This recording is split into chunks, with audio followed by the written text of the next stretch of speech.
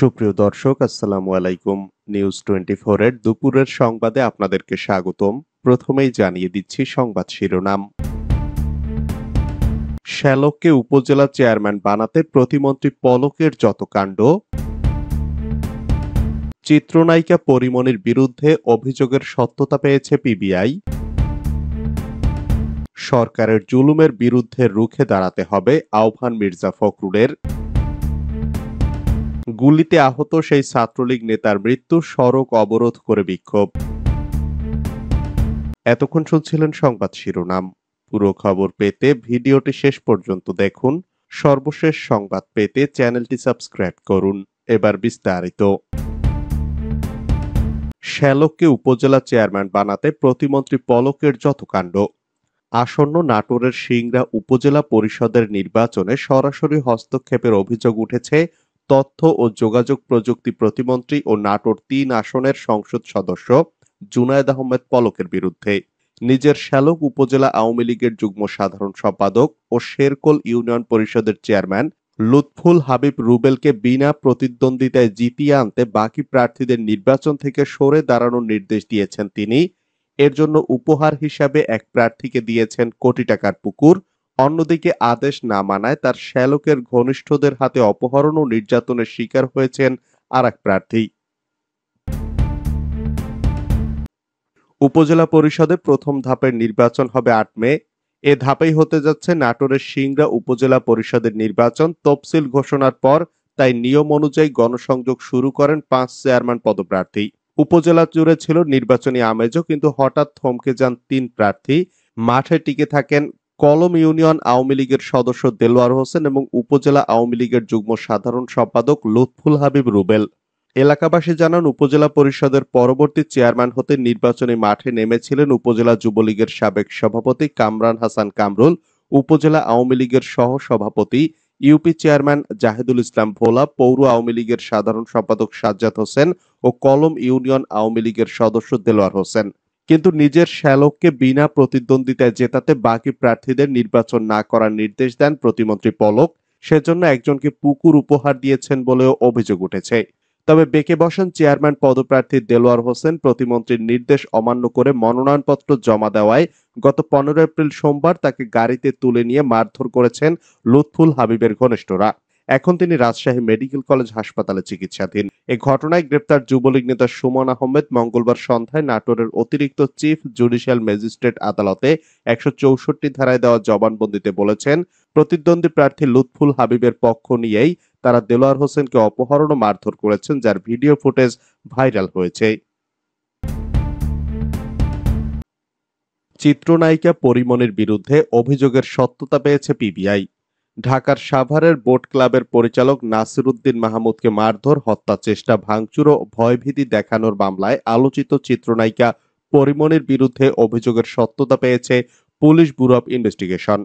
গত ১৮ মার্চ মামলার তদন্তকারী কর্মকর্তা ও ঢাকা জেলার পিবিআই পরিদর্শক মোহাম্মদ মনির হোসেন অভিযোগের সত্যতা পেয়ে আদালতে তদন্ত প্রতিবেদন দাখিল করেন। এতে পরিমণি সহ জুনায়েদ, বগদাদি, জিমিকে অভিযুক্ত করা হয়েছে। তবে ফাতেমাতুজ জান্নাত বনির বিরুদ্ধে সুনির্দিষ্ট অভিযোগ মেলেনি। বুধবার ঢাকার জুডিশিয়াল ম্যাজিস্ট্রেট আদালত থেকে জানা গেছে এসব তথ্য। এ বিষয়ে তদন্তকারী কর্মকর্তা মনির হোসেন বলেন, পরিমণি সহ দুজনের বিরুদ্ধে তদন্তে অভিযোগের সত্যতা পাওয়া গেছে। এ বিষয়ে আদালতে প্রতিবেদন দাখিল করেছি। এখন সাক্ষীরা আদালতে এ মামলার অভিযোগ প্রমাণ করবে। বৃহস্পতিবার শুনানির জন্য ধার্য করা হয়েছে। এদিকে তদন্ত প্রতিবেদনে পিবিআই বলছে, ২০১১ সালের ৮ জুন রাতে আসামি পরিমণি অসৎ উদ্দেশ্যে বাদী নাসির মাহমুদকে ফাঁদে ফেলে সুসম্পর্ক সৃষ্টি করে ঢাকা বোট ক্লাবের নিয়ম উপেক্ষা করে ফ্রিতে ৩ লিটারের ব্লু লেবেল মদ পার্সেল নিতে না পেরে বাদীর প্রতি ক্ষিপ্ত হয়ে হুমকি প্রদান করেন। পরিমণি ইচ্ছাপূর্বকভাবে বাদীর দিকে অ্যাস্ট্রে ছুঁড়ে বেড়ে তার ডান কানের উপরে মাথায় আঘাত করে জখম করেন। এছাড়া আসামিদের ছোড়া ভাঙা গ্লাসের টুকরায় বাদীর বুকে লাল চিহ্নিত স্ক্র্যাচ মার্ক যুক্ত জখম করে ও ক্লাবের বারের ভিতরে যত্রতত্র গ্লাস, কাচের বোতল, অ্যাস্ট্রে ইত্যাদি ছুঁড়ে ফেলে তাণ্ডব করে, যার ফলে আসামি পরিমণির বিরুদ্ধে বাদীর আনা ৩২৩, ৫০৬ ধারার অপরাধ করেছে মর্মে প্রাথমিক সত্যতা পাওয়া গেছে। তদন্ত প্রতিবেদনে আরো উল্লেখ করা হয়েছে, বারের ভিতরে তাণ্ডব করতে থাকলে সাক্ষী তুহিন সিদ্দিকীকে বাদী নাসির আসামিদের নিয়ে বার থেকে বের হয়ে যাওয়ার জন্য বলেন, তখন আসামি জুনায়েদ বগদাদি জিমি তেড়ে এসে বাদী নাসির মাহমুদকে গালমন্দ করতে করতে এবং হুমকি প্রদর্শন পূর্বক ২-৩টা কিল ঘুষি মারেন। এতে আসামি জুনায়েদ বগদাদি জিমির বিরুদ্ধে বাদীর আনা অভিযোগের মতে ৩২৩-৫০৬ ধারার অপরাধের প্রাথমিক সত্যতা পাওয়া গেছে। সরকারের জুলুমের বিরুদ্ধে রুখে দাঁড়াতে হবে মন্তব্য মির্জা ফখরুলের। বিএনপি মহাসচিব মির্জা ফখরুল ইসলাম আলমগীর বলেছেন, একতরফা নির্বাচনের মাধ্যমে আওয়ামী লীগ রাষ্ট্র ক্ষমতা দখল করে বিরোধী দলের নেতাকর্মীকে মিথ্যা মামলায় কারাগারে পাঠাতে বেপরোয়া হয়ে উঠেছে। অবৈধ সরকারের এ ধরনের জুলুমের বিরুদ্ধে রুখে দাঁড়াতে হবে। বুধবার এক বিবৃতিতে তিনি এসব কথা বলেন। বিএনপির জাতীয় নির্বাহী কমিটির সহ স্বেচ্ছাসেবক বিষয়ক সম্পাদক আব্দুল কাদের ভূঁইয়া জুয়েল আদালতে হাজির হয়ে জামিন আবেদন করলে আবেদন নামঞ্জুর করে কারাগারে পাঠানোর ঘটনায় গভীর উদ্বেগ প্রকাশ করে তিনি এ বিবৃতি দেন। জুয়েলের বিরুদ্ধে ৩ শতাধিক মামলা আছে। দ্বাদশ জাতীয় সংসদ নির্বাচনের আগে ৫টি মামলায় তাঁকে ১৫.৫ বছরের সাজা দেন আদালত। এছাড়া বিভিন্ন মামলার হাজিরা দিতে না পারায় পরোয়ানা জারি করা হয়। যেসব মামলায় আদালতে হাজির হলে পল্টন থানার ২টি মামলায় তাঁকে গ্রেপ্তার দেখে কেরানীগঞ্জ কেন্দ্রীয় কারাগারে পাঠানো হয়। মির্জা ফখরুল বলেন, সারা দেশে আদালতের মাধ্যমে বিএনপি সহ বিরোধী দলের নেতাকর্মীকে মিথ্যা মামলায় সাজা প্রদান ও কারান্তরীণ করা হচ্ছে। একই দিন ঢাকা মহানগর দক্ষিণ বিএনপির সদস্য সাবেক কমিশনার শহীদুল ইসলাম বাবুল, ২৭ নম্বর ওয়ার্ড বিএনপির সভাপতি কাজী সেলিম আহমেদ সালেম, ২৮ নম্বর ওয়ার্ড বিএনপির সভাপতি হাজী কুতুবউদ্দিন ও ২৭ নম্বর ওয়ার্ড বিএনপির সাংগঠনিক সম্পাদক রেজাউর রহমান রাজুর জামিন নামঞ্জুর করে কারাগারে পাঠিয়েছেন আদালত। গুলিতে আহত সেই ছাত্রলীগ নেতার মৃত্যু, সড়ক অবরোধ করে বিক্ষোভ। লক্ষ্মীপুরে সন্ত্রাসী হামলা ও গুলিতে আহত ছাত্রলীগ নেতা সজীব মৃত্যুবরণ করেছেন মঙ্গলবার দিবাগত রাত ২টার দিকে ঢাকার পপুলার হাসপাতালে চিকিৎসাধীন অবস্থায় তিনি মারা যান। মৃত্যুর খবরে বুধবার সকাল থেকে স্থানীয় চন্দ্রগঞ্জ বাজার এলাকা জুড়ে থমথমে অবস্থা বিরাজ করছে। বিক্ষোভে উত্তাল হয়ে উঠেছে পুরো এলাকা।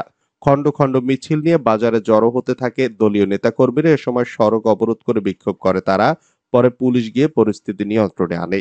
স্থানীয় আওয়ামী লীগের একাংশের উদ্যোগে এই কর্মসূচি পালন করা হয়। তারা সজীব হত্যাকারীদের শাস্তির দাবি করে ২৪ ঘন্টার আলটিমেটাম দেন, অন্যথায় কঠোর কর্মসূচির হুঁশিয়ারিও দেন। হাসপাতাল থেকে বাসায় ফিরলেন খালেদা জিয়া। রাজধানীর এভারকেয়ার হাসপাতাল থেকে গুলশানের বাসায় ফিরেছেন বিএনপি চেয়ারপারসন খালেদা জিয়া। স্বাস্থ্য পরীক্ষা শেষে মঙ্গলবার রাত ৮টার দিকে মেডিকেল বোর্ডের সিদ্ধান্তে তিনি বাসায় ফেরেন। এর আগে শনিবার মধ্যরাতে তাকে হাসপাতালে নেওয়া হয়। এরপর ফুসফুসের পানি অপসারণের পর এক্স-রে, ইসিজি, আল্ট্রাসোনোগ্রাফি সহ কিছু পরীক্ষা করানো হয়। প্রাথমিকভাবে পরীক্ষার রিপোর্ট দেখে মেডিকেল বোর্ড তাকে বাসায় যাওয়ার পরামর্শ দেন। এরপর হাসপাতাল থেকে বাসায় ফেরেন সাবেক এই প্রধানমন্ত্রী। এদিকে দলীয় প্রধানের হাসপাতাল থেকে বাসায় যাওয়ার খবরে বিএনপি ও অঙ্গ সহযোগী সংগঠনের নেতাকর্মীরা বাসা ও হাসপাতাল এলাকায় ভিড় করেন।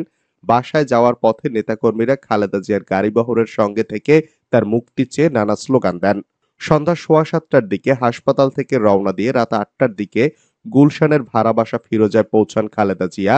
এ সময় তার গাড়িবহরের সঙ্গে ছিলেন দলের ভাইস চেয়ারম্যান অধ্যাপক ডাক্তার এজেড.এম জাহিদ হোসেন, ছাত্রদলের সাবেক কেন্দ্রীয় সাধারণ সম্পাদক সাইফ মাহমুদ জুয়েল, বর্তমান কেন্দ্রীয় সাধারণ সম্পাদক নাসির উদ্দিন নাসির প্রমুখ। প্রধানমন্ত্রীকে ভারতীয় শাড়ি পরানোর আহ্বান রিজভির। প্রধানমন্ত্রী শেখ হাসিনাকে ভারতীয় শাড়ি পরানোর আহ্বান জানিয়ে বিএনপির সিনিয়র যুগ্ম মহাসচিব অ্যাডভোকেট রুহুল কবির রিজভী বলেছেন, আপনি যদি সত্যিকারের এদেশের নেত্রী হয়ে থাকেন, এদেশের কলকারখানা প্রমোট করে থাকেন, তাহলে আপনি আপনার ভারতীয় শাড়ি পরান। মঙ্গলবার নয়াপল্টন বিএনপির কেন্দ্রীয় কার্যালয়ে এক ইফতার ও দোয়া মাহফিলে প্রধান অতিথির বক্তব্যে তিনি এসব কথা বলেন। রমজান উপলক্ষে জিয়াউর রহমানের আত্মার মাগফিরাত কামনায় ও বিএনপির চেয়ারপারসন বেগম খালেদা জিয়ার সুস্থতায় এবং দলটির ভারপ্রাপ্ত চেয়ারম্যান তারেক রহমান সহ অসুস্থ ও নিহত সকল নেতাকর্মীদের আশু রোগমুক্তি কামনায় দোয়া ও ইফতার মাহফিলের আয়োজন করে জাতীয়তাবাদী প্রচার দল কেন্দ্রীয় কমিটি। রিজভী বলেন, বাংলাদেশ একটি পুলিশি রাষ্ট্র, পুলিশি পরিবেষ্টিত রাষ্ট্র। এদেশে গণমাধ্যমও আছে, সেই সাথে বাকশালও আছে ভিন্নভাবে। আমার দেশ, দিগন্ত টিভি, ইসলামিক টিভিও দিনকাল বন্ধ করেছে এই সরকার। বিরোধী কণ্ঠ রোধ করতে বাকশালের মতো কাজ করছে এই সরকার। অনেক মিডিয়া থাকলেও সত্য ন্যায়সঙ্গত কথা বলা, শেখ হাসিনার অর্থ লুট, এগুলো বলতে গেলেই আপনি নিরুদ্দেশ, না হয় আজীবনের জন্য কারাগারে থাকতে হবে। বিএনপি নেতাদের স্ত্রীদের ইন্ডিয়ার শাড়ি পরা যাবে না প্রধানমন্ত্রীর এমন বক্তব্যের প্রতিক্রিয়ায় তিনি বলেন, আপনার গায়ে লাগছে কেন? আপনি যদি সত্যিকারের এদেশের নেত্রী হয়ে থাকেন, এদেশের কলকারখানা প্রমোট করেন, আজকে যে অর্থনীতি আগ্রাসন চালাচ্ছে সেটাকে রুখতে হলে আপনি আপনার শাড়ি পুড়িয়ে দেন, সেটি পরাচ্ছেন না কেন?